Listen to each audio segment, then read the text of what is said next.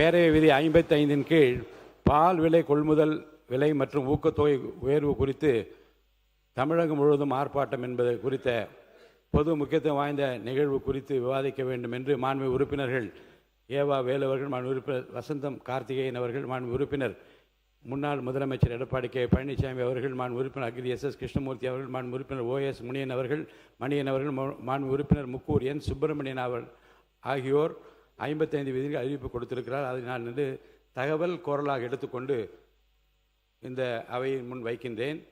மாண்புமிகு அமைச்சர் அவர்கள் ஏதாவது இது குறித்து பதில் சொல்ல விரும்பினால் பதில் அளிக்கலாம். மாண்புமிகு உறுப்பினர் ஏவா வேலு அவர்கள் மென்ஷன் பண்ணலாம். பரந்தூர் விமானத்தை பற்றி அளவுக்கு நம்ம சொல்லணும். இல்லை அரசின் இல்லை அரசின் சார்பில் மாண்புமிகு முதல்வரோ அமைச்சர்களோ அறிக்கை அளிக்கிற போது விவாதம் கிடையாது. மாண்புமிகு உறுப்பினர் இதை பற்றி மென்ஷன் பண்ணுங்க. பால் விலை குறித்து மென்ஷன் பண்ணலாம். நீங்கள் அது குறித்து ஒரு விளக்கம் சொல்ல வேண்டியதாக இருக்குது. அப்புறம் சொல்லலாம். நீங்கள் குற்றச்சாட்டில் ஒரு விளக்கம் சொல்ல வேண்டியது. அந்த விளக்கத்தை நான் விதிப்படி படிச்சிடறேன் உங்களுக்கு. பொது முக்கியத்துவம் வாய்ந்த ஒரு பொருளை பற்றி அமைச்சர் பேரவைத் தலைவர் இசைவுடன் அறிக்கை ஒன்றை அளிக்கலாம். அறிக்கையின் மீது அப்போது எவ்வித விவாதமும் இருத்தல் கூடாது.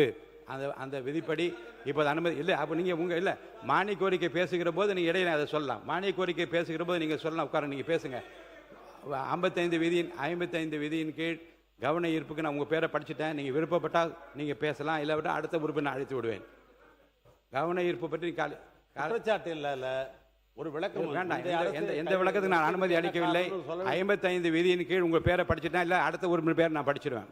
சொல்லலாம், மென்ஷன் பண்ணலாம். விதிப்படி உங்களை அழைத்திருக்கிறேன். பால் விலை உயர்வு குறித்து படிக்கிறதா நீங்கள் படிக்கலாம். மாண்புமிகு பேரவைத் தலைவர்களே, இந்த பால் உற்பத்தியாளர்கள்லாம் வந்து இப்போ தனியாருக்கு போய் பால் வந்து ஊற்றணுன்ற ஒரு சூழ்நிலை ஏற்பட்டிருக்கிறது.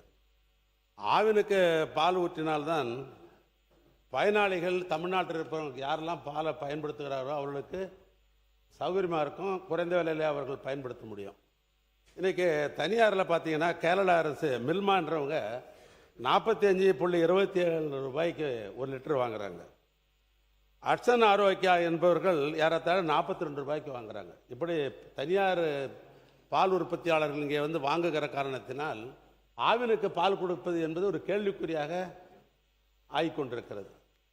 ஒரு வாரத்து காலத்திற்கு முன்னால் முதலமைச்சர் அவர்கள் இங்கே பால் விலை ஏற்றம் குறித்து இங்கே குறிப்பிட்டார்கள். அதில் சொசைட்டியின் மூலமாக 1 ரூபாய் அவர்கள் கொடுக்க வேண்டும், அரசாங்கம் 2 ரூபாய் ஆதார விலை தருகிறது என்று ஒரு பல சொசைட்டி இன்றைக்கு பார்க்கிற பொழுது அவரால் சொசைட்டியாக நடத்த முடியாத சூழ்நிலை இருக்கிற பொழுது அவரால் 1 ரூபாய் கொடுக்குற நிலையே இல்லை என்கிற நிலை தான் ஒரு பக்கம்.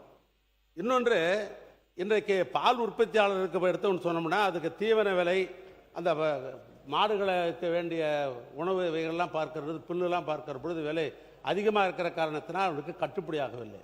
அவருடைய எதிர்பார்ப்பு என்பது 45 ரூபாய் கொடுத்தால் பரவாயில்லை, எப்படியாவது அதுதான் கட்டுப்படி ஆகுன்ற நிலை இருக்கிறது. அதனால் தமிழ்நாடு முழுவதும் எனக்கு தெரிந்து கிட்டத்தட்ட பார்த்தீங்கன்னா உங்களுக்கே தெரியும், ஒரு 10க்கும் மேற்பட்டிருக்கிற பால் உற்பத்தியாளர் சங்கங்களே அங்கங்கே போராட்டங்கள் இருந்த அடிப்படையில் செய்வதோடு மட்டுமல்ல 24ஆம் தேதியிலிருந்து நாங்கள் வந்து ஆவினுக்கு பாலை ஊற்ற மாட்டோம் என்ற நிலையிலே அங்கங்கே நடைபெறுகிறது. தொலைக்காட்சியில் பார்க்கிற பொழுது தாய்மார்கள்லாம் பாலை கொண்டாந்து கொட்டிட்டு அந்த அதிருப்தியை வெளிப்படுத்தி கொண்டிருக்கிறார்கள்.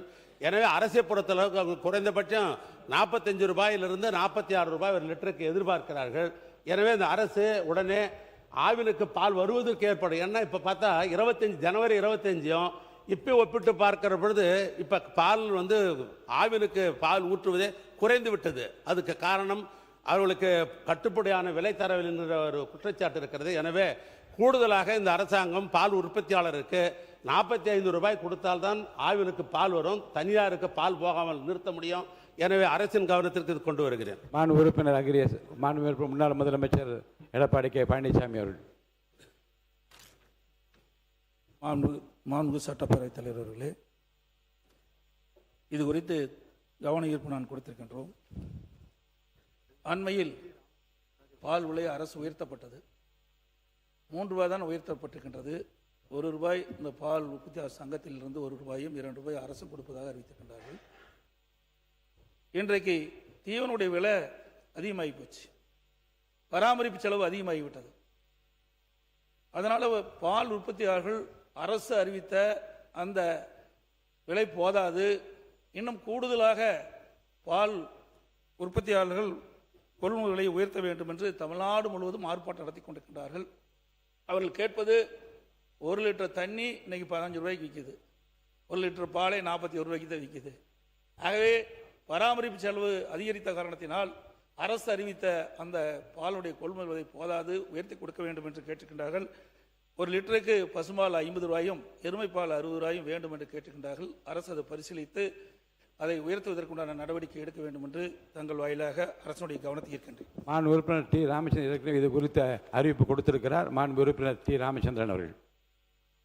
மாண்புமிகு பேரவைத் தலைவர் அவர்களே, பால் உற்பத்தியாளர்கள் தொடர்ந்து பால் கொள்முதல் விலையை உயர்த்த வேண்டும் என்று போராடி கொண்டிருக்கிறார்கள். இன்றைக்கு கால்நடைகள் பராமரிப்பு, அதே போல கால்நடைகள் உணவு, புல் போன்றவையெல்லாம் அதிகரித்திருப்பதால் இன்றைக்கு லிட்டருக்கு 46,000 ரூபாயிலிருந்து 48 ரூபாய் வழங்க வேண்டும் என்ற கோரிக்கை இருக்கிறது. ஆகவே பால் உற்பத்தியாளருடைய கோரிக்கை ஏற்று லிட்டருக்கு 46லிருந்து 48 ரூபாய் வழங்க வேண்டும் என்று அரசின் கவனத்தை ஈர்த்து அமர்கிறேன். மாண்புமிகு பால்வளத்துறை அமைச்சர் அவர்கள். மாண்புமிகு பேரவைத் தலைவர் அவர்களே, மரியாதைக்குரிய சட்டமன்ற உறுப்பினர் அவர்கள் ஆவின் நிறுவனத்தில் பால் உற்பத்தியாளர்களுக்கு போதுமான அளவில் பால் கொள்முதல் விலை உயர்த்தப்படவில்லை என தெரிவித்துள்ளார். இது குறித்து கீழ்கண்ட விவரங்களை தெரிவிக்க நான் கடமைப்பட்டுள்ளேன். ஆவின் நிறுவனத்தின் உயிர் நாடியாக உள்ள ஆவின் பால் உற்பத்தியாளர்கள் மழை, வெயில் என எந்த கடுமையான கால நிலைகளிலும் இரவு பகல் பாராது பால் கொள்முதல் செய்து ஆவின் நிறுவனத்திற்கு பால் வழங்கி வருகின்றனர். உயர்ந்து வரும் பால் உற்பத்தி செலவினத்தை கருத்தில் கொண்டு பால் கொள்முதல் விலையினை உயர்த்தி வழங்குவது மிக முக்கியமானது என்பதில் மாற்று கருத்துக்கள் இருக்க முடியாது.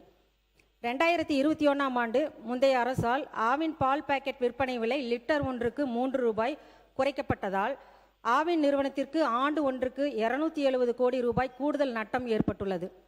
இந்த விலை குறைப்பினால் ஏற்படும் நட்டத்தை ஈடு செய்ய பால் கொள்முதல் மற்றும் விற்பனையை அதிகரிக்க எந்த ஒரு முயற்சிகளும் மற்றும் உரிய நடவடிக்கைகள் எதுவும் மேற்கொள்ளாமல் மெத்தன போக்குடன் செயல்பட்டதனால் பால் பொருட்கள் உற்பத்தியும் விற்பனையும் குறைந்து ஆவின் நிறுவனத்திற்கு மேலும் கூடுதல் நிதிச்சுமை ஏற்பட்டுள்ளது. இவ்வாறு கடந்த ஆட்சிகால நிர்வாக குறைபாடுகளால் ஆவின் நிறுவனத்தின் நிதிநிலை பெரும் பின்னடைவை சந்தித்துள்ளது. ஆவின் நிறுவனம் கடுமையான நிதிச்சுமையை எதிர்கொண்டிருந்த நிலையிலும் ஆவின் பால் உற்பத்தியாளர்களின் நலனை கருத்தில் கொண்டு நிதிச்சுமையை காரணம் காட்டாமல் பால் கொள்முதல் விலையை மாண்புமிகு முதலமைச்சர் அவர்கள் உயர்த்தி வழங்கியுள்ளார். அதன்படி பசும்பால் லிட்டருக்கு 35ஆக இருந்த கொள்முதல் விலையுடன் வழங்கப்பட்ட 3 ஊக்கத்தொகை சேர்த்து 38ஆக இருந்த நிலையில் சங்கங்கள் மூலமாக கொள்முதல் விலை ஒரு ரூபாய் உயர்த்தப்பட்டதுடன் அரசின் ஊக்கத்தொகை 3 ரூபாயிலிருந்து 5 ரூபாயாக உயர்த்தப்பட்டு தற்போது பால் உற்பத்தியாளருக்கு லிட்டர் 41க்கு வழங்கப்படுகிறது. இதனால் அரசுக்கு ஆண்டுக்கு சுமார் 300 கோடி ரூபாய் கூடுதல் செலவு ஏற்படுகிறது. முந்தைய ஆட்சியில் ஆட்சி பொறுப்பேற்ற 2 ஆண்டுகளுக்கு பிறகே பால் கொள்முதல் விலை உயர்த்தப்பட்டது. அதன் பின்னர் கடந்த ஆட்சியில் எந்த விலை உயர்வும் வழங்கப்படாத நிலையில் மாண்புமிகு தமிழக முதல்வர் அவர்கள் ஆட்சி பொறுப்பேற்ற 3 மாதங்களில் பால் உற்பத்தியாளர்களின் நலன் கருதி கொள்முதல் விலையை உயர்த்தி வழங்கியுள்ளார்.